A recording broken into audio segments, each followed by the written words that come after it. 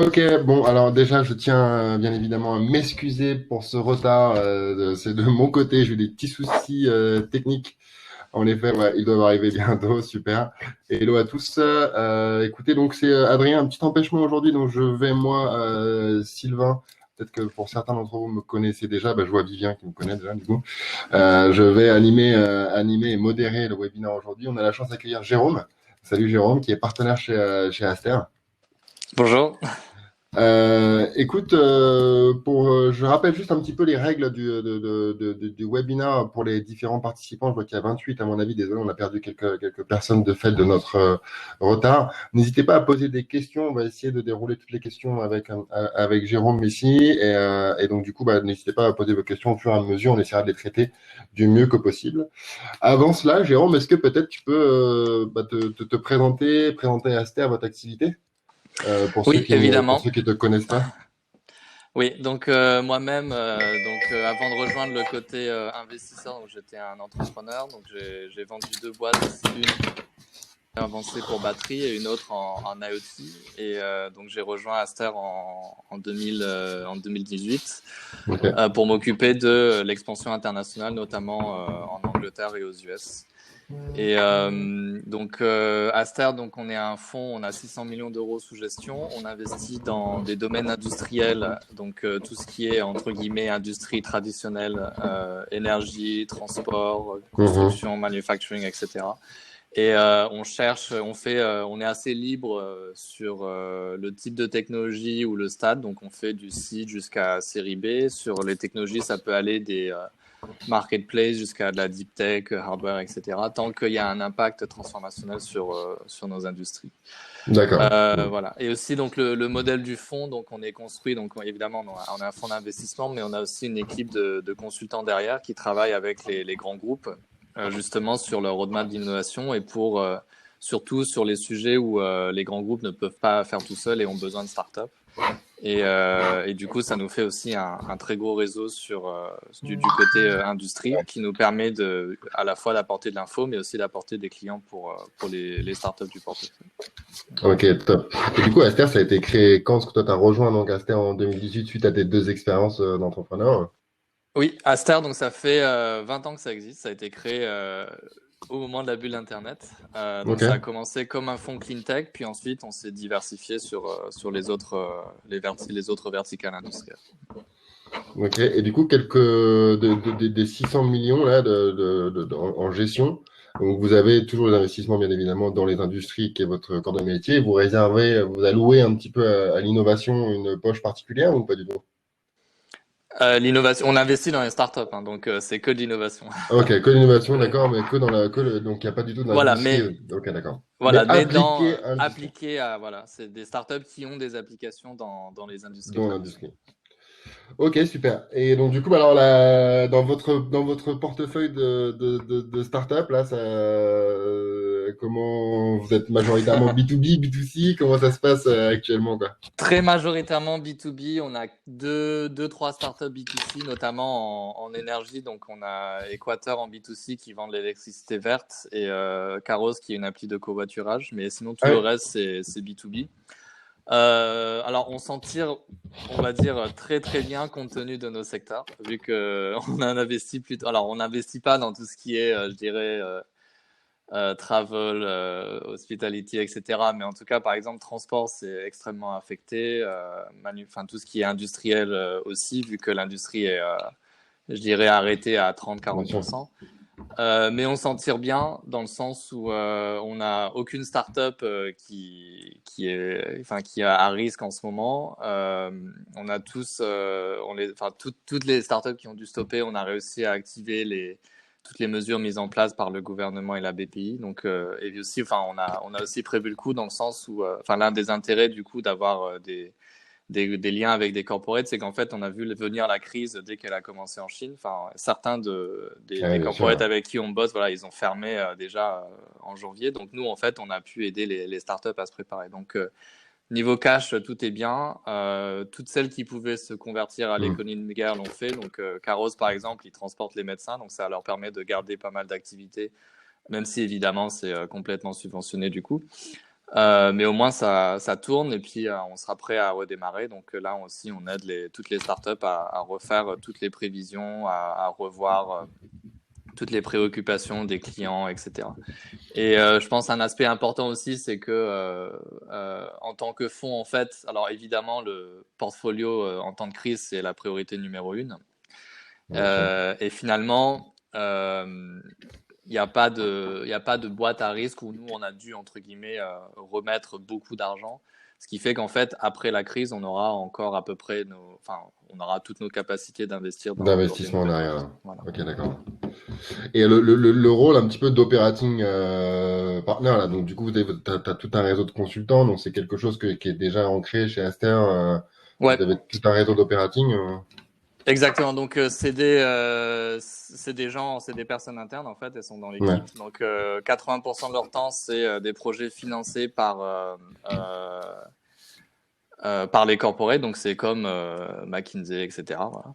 Et en fait, 20% de leur temps, donc ils travaillent pas avec les corporates, ils le passent avec les startups du Ok. portefeuille. Donc, soit pour leur porter leur expertise, donc on a des experts en pricing, en B2B sales qui sont juste, enfin, professionnels dans le sens où ils font ça au quotidien.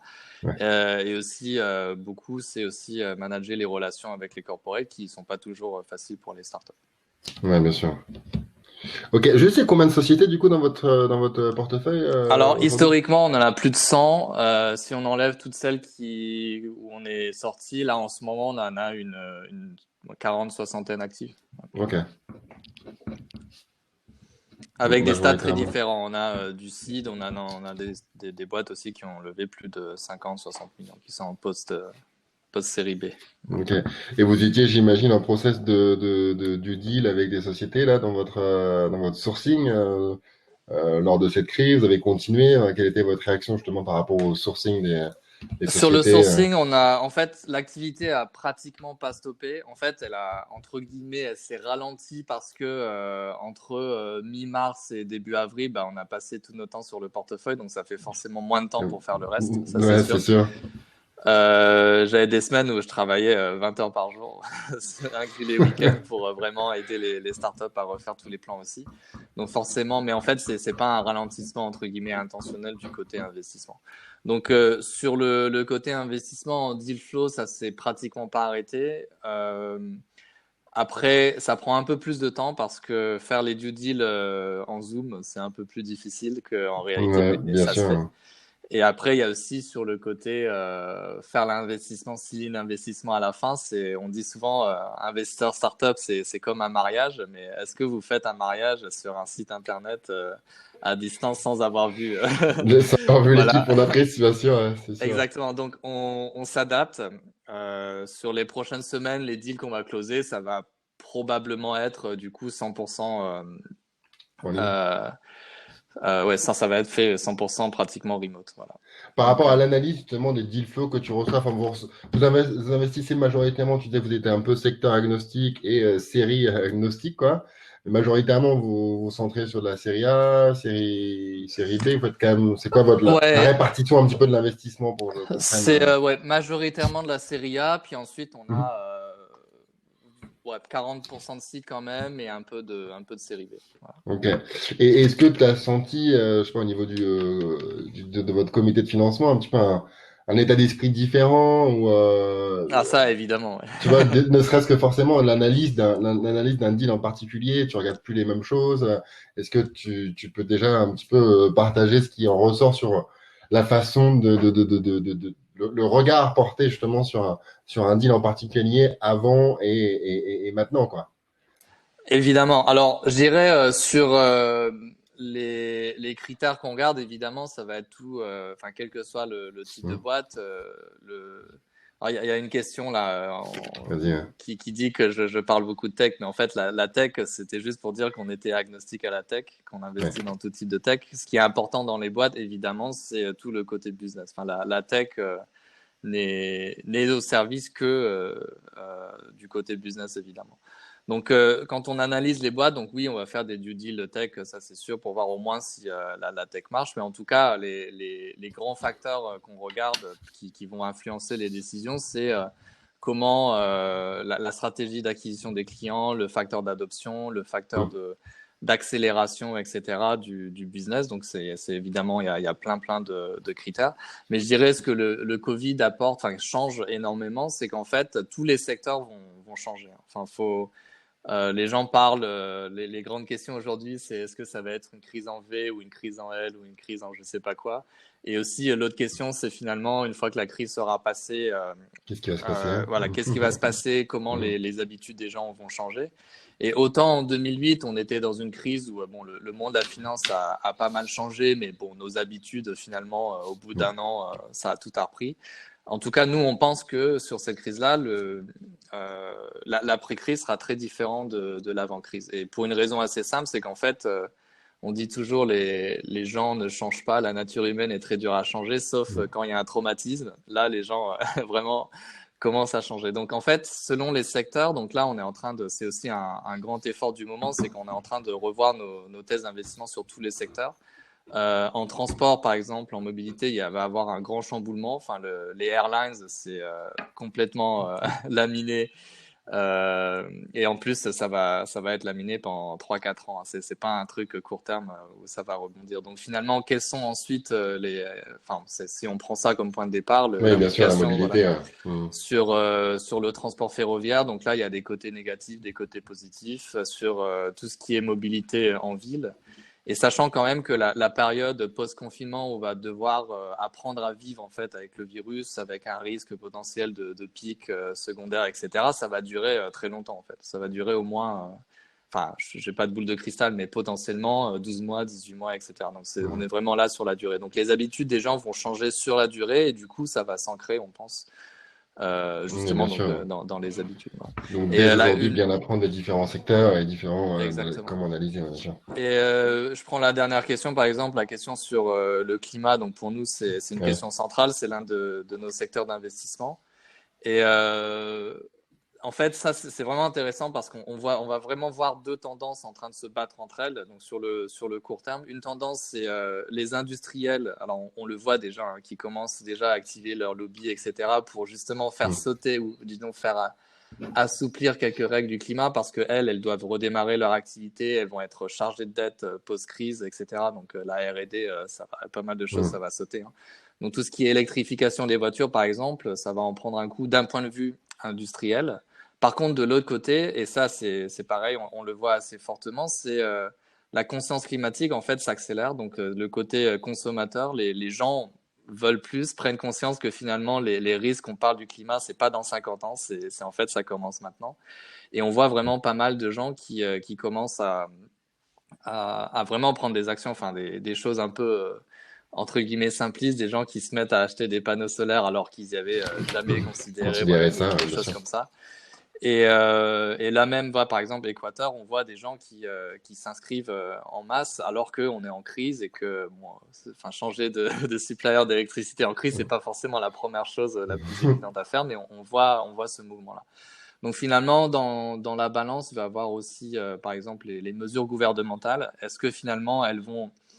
là, en ce moment, c'est un plan de support à l'emploi et à l'entreprise, donc ça ne m'étonne pas qu'ils supportent les entreprises de ce côté-là, et je pense que c'est préserver l'emploi et le tissu industriel, c'est la priorité du moment. Par contre, post-confinement, les plans de relance, ça va être fait sur des vecteurs de croissance, et les vecteurs de croissance, c'est là où il y a de la demande auprès des consommateurs. Donc finalement, comment ça va se goupiller, etc. On ne le sait pas encore, mais en tout cas, il y a des opportunités positives pour le climat, ça c'est sûr. Donc voilà, donc ça c'est vraiment tout ça qu'on est en train de faire en ce moment qui change vraiment le processus d'investissement. La plupart des startups voient, on passait très peu de temps à voir quel est l'impact sur leur business sur le milieu, enfin sur le long terme en fait. Donc nous on demande toujours, c'est vraiment l'occasion pour les startups de redéfinir leur raison d'être et leur proposition de valeur. Avant crise, on demandait toujours finalement quel est l'impact du Covid sur votre business, mais en fait là on est en train de demander en fait quel est l'impact du Covid sur votre proposition de valeur, parce que la priorité des clients change, voilà, leur mode d'opération va changer aussi, donc finalement tous les services ou les produits qui sont offerts aujourd'hui, leur pertinence va changer aussi dans les mois qui suivent en fait. Donc, toi, ce que tu demandais directement à toutes les sociétés de ton portefeuille, c'est de faire un genre de BP un petit peu stressé, voir leur runway, etc., dans un premier temps, prendre les mesures, j'imagine, au niveau des ressources humaines. Et puis, dans un deuxième temps, aller choper tout ce qui est possible, donc les PGE, etc. Ça, on a couvert pas mal de sujets. Ou alors refinancer, tu dis que vous avez refinancé quelques-unes de vos sociétés. Et maintenant, c'est vraiment voilà, le paradigme sur votre proposition de valeur d'avant et d'après par rapport au changement justement des consommateurs et de vos clients, quoi. C'est ça. Exactement. Donc ça, pour notre portefeuille, ça a été fait entre mi-février et mi-mars. Donc c'est D'accord. vraiment, on a essayé de le faire en avance pour être prêt au moment où en fait la crise allait taper. Et quand Mm. ça a tapé très vite. Donc finalement, on était content d'être préparé déjà. Mm. Et donc là, en fait, on le fait sur nos thèses d'investissement et les nouvelles startups. Et c'est pas Bien mal sûr, de discussions aussi sur les investissements à venir, en fait. carrément. Ok, bah chouette, écoute, c'est chouette d'avoir tout ça. On va peut-être répondre à quelques questions. Alors, on a la question avec le climat, donc tu as répondu en effet. Il y a une question de Wang Le Hui, sur les 16 boîtes US que vous avez, donc sur le site, il y a Uber et Airbnb. Est-ce que tu sais, toi, à quelle occasion vous Ah êtes oui, rentré dans oui. ces boîtes, hein? Alors, alors en fait, on avait un fonds growth qui était actif entre 2008 et 2018. Donc, enfin, 10 ans, c'est la durée normale d'un fonds. Et du Hmm. coup, c'est ce fonds growth qui a investi et c'était à peu près en série B, série C. Voilà. Et c'était en général avant leur phase d'internationalisation. Donc, on a fait un bon multiple quand même si Ouais, c'est c'était bien. voilà, assez late. D'ailleurs, au niveau géographique, vous investissez, de ce que je comprends, du coup, un petit peu enfin, partout, quoi, au niveau international, en Europe, en France. Là, votre participation se répartisse à peu près comment? J'imagine que ça dépend aussi du stade de maturité de la société, non? Alors, très grande majorité Europe, donc à Ouais. 80%. Europe, alors c'est France principalement, ensuite UK, Allemagne. Ouais. On va ouvrir un bureau en Italie l'année prochaine et un peu les pays nordiques. Et ensuite, sur les 20% restants, on a pas mal d'US et un peu d'Israël. Voilà. Ouais. Et les US, c'est principalement les boîtes, donc ça va être plutôt late stage, donc post-série Hmm. B. Euh, mais ça reste, c'est un fonds en fait spécifique au sein de notre fonds, donc c'est pas l'essentiel de l'activité. Et c'est vraiment au moment où ces boîtes-là cherchent à s'internationaliser. Et en fait, on leur apporte principalement sur l'expansion européenne. Et puis, à l'époque, on avait aussi un bureau en Chine qu'on a arrêté. Voilà. Ah, Donc, ok. c'était vraiment la Chine. Il y a plein d'aspects géopolitiques, des Ouais. raisons pour lesquelles on a arrêté. Mais voilà, donc c'était vraiment sur ça. Et du coup, ça nous permet de faire des bons deals US, même en étant un fonds européen. Bien sûr.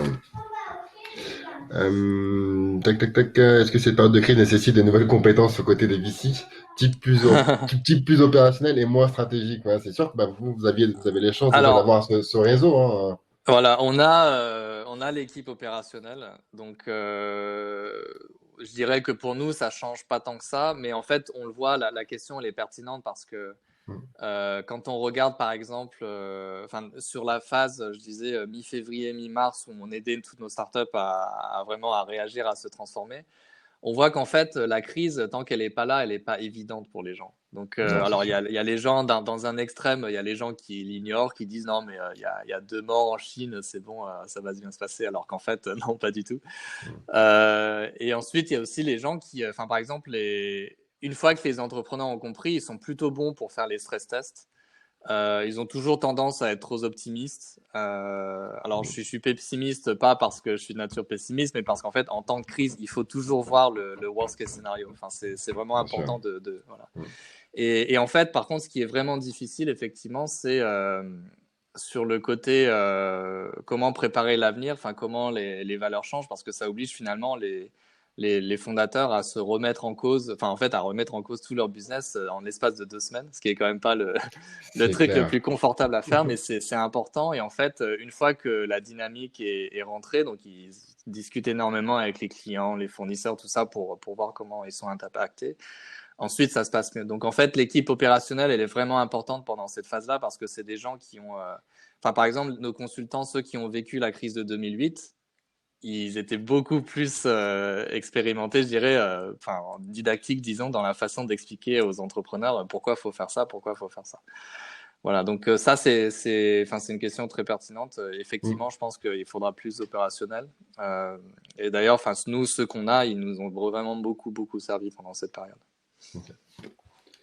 Et d'ailleurs, c'est vrai que j'ai oublié de te poser la question, mais qui sont les LP du coup d'Aster? On a une question de Guillaume là, et ensuite on va répondre à ta question à Guillaume, voir un petit peu si en effet différents LP ont différentes expectations financières. Et donc, est-ce que la crise a changé, oui ou non, la expectation? Est-ce que c'est trop tôt ou trop tard pour le dire? D'abord, première question pour structurer, qui sont les LP de Aster?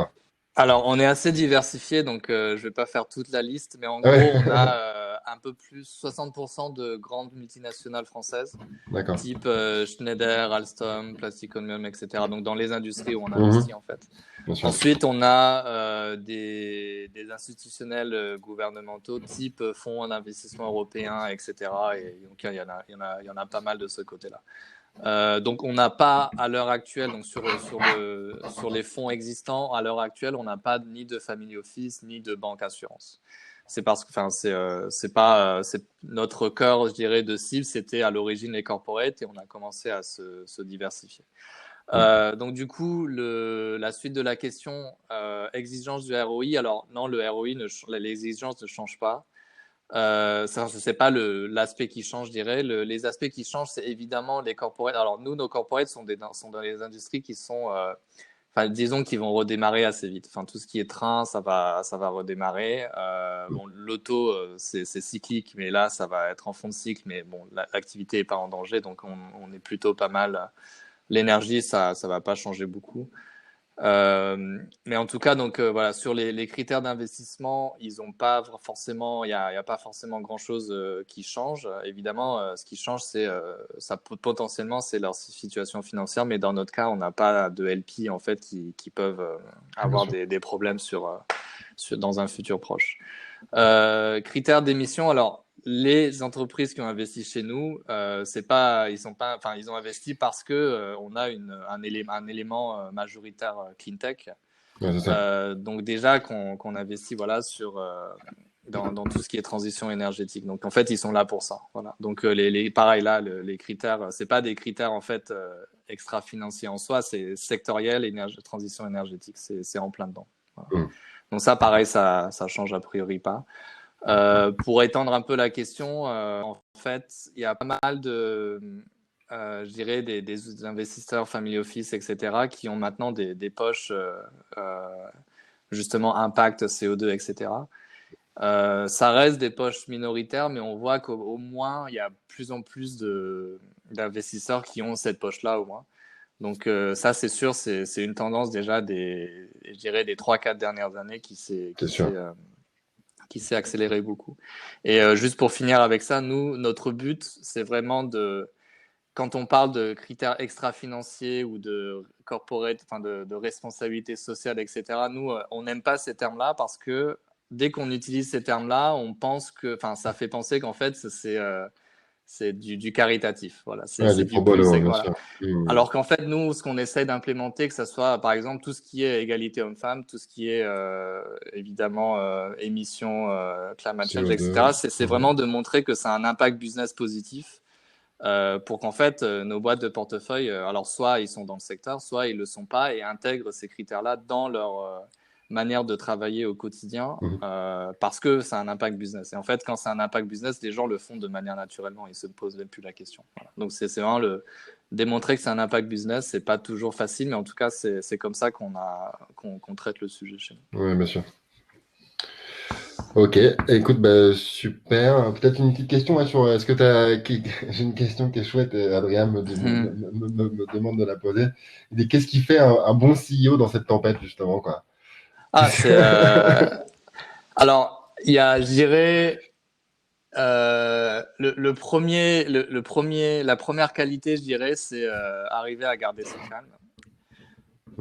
C'est pas toujours facile dans le sens où garder son calme, c'est pas être ultra optimistique, etc. C'est vraiment différent parce que en ce moment, en fait, en tant que CEO, si vous communiquez avec vos équipes de manière super optimistique, en fait, vous n'êtes pas crédible. Donc, en fait, vous perdez peu à peu la confiance La de vos équipes. légitimité, bien sûr. C'est que tous les gens veulent sortir mi-mai, mais tout le monde, enfin, je pense que tout le monde le sait au fond de nous-mêmes, on sait que probablement on va pas sortir probablement début De juin, suite. mi-juin, voilà, on sait Mhm. que ça va être progressif. Et quand on regarde les grands événements, il y a des grands événements qui ont été annulés jusqu'à fin 2021. Donc, ça vous donne une idée des conséquences, je dirais, sur la période qui vient. Donc, c'est vraiment le CAM, c'est je dirais, un équilibre entre être positif, mais pas trop optimistique, parce que c'est pas une situation facile. Et ensuite, de l'autre côté, justement, être assez calme pour réfléchir aux problèmes de manière logique et pas de manière émotionnelle. Euh, ça paraît anecdotique en fait, mais enfin, les points importants en ce moment, c'est la communication avec les équipes, les rassurer, donner des guidelines. Et ensuite, c'est, je dirais, avoir gardé la tête assez froide pour ensuite s'occuper des autres. C'est supporter les clients, supporter les fournisseurs, supporter l'effort de crise, Ouais, etc. Enfin, dans un moment où en fait tout est à peu près en train de s'effondrer. Voilà. bien sûr.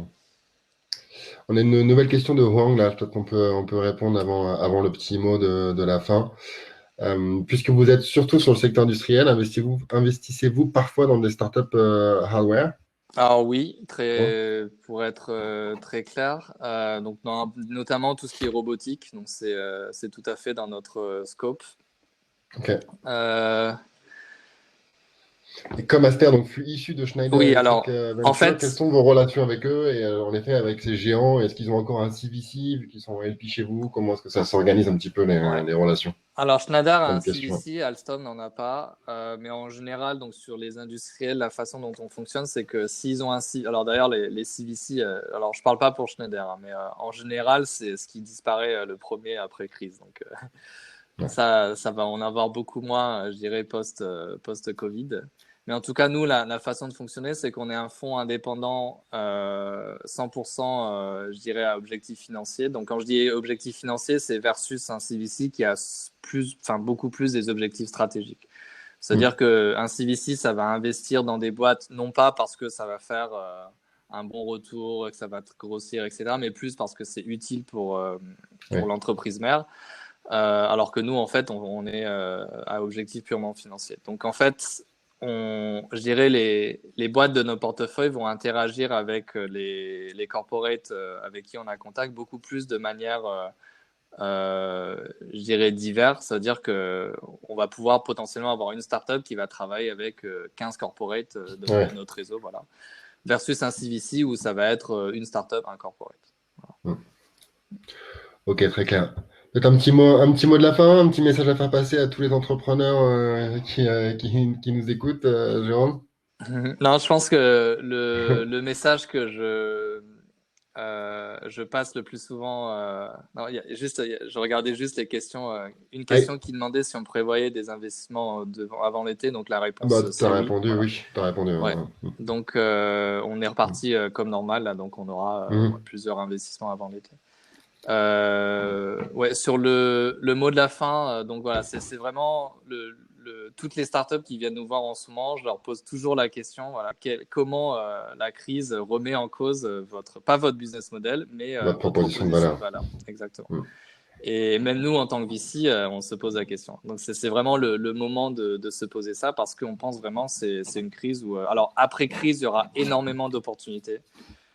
Beaucoup plus qu'en 2008, notamment parce que c'est. Alors, je vais pas me disperser dans des perspectives économiques, etc., mais avec toute l'argent qui a été imprimé, la quantité de dettes, etc., l'Europe, on est parti pour finir comme le Japon, c'est-à-dire pas de croissance, inflation qui détruit peu à peu la valeur, etc. Dans cet écosystème-là, la seule chose qui peut créer des vecteurs de croissance, c'est Mm. les nouvelles technologies, les nouvelles, que ce soit méthode de production, etc. Mais il faut d'ailleurs que de l'autre côté, il y ait de la demande, une volonté des gens, des consommateurs à justement acheter ces nouvelles choses. Et en fait, les seules entités, je dirais, les seules organisations dans une économie normale qui peuvent faire ça, c'est les startups. Voilà. Donc il y aura énormément d'opportunités post-crise, mais ça oblige aussi les startups en ce moment, donc les startups pré-crise, à remettre en cause leur proposition de valeur pour voir comment s'adapter Mm. à ces nouvelles tendances.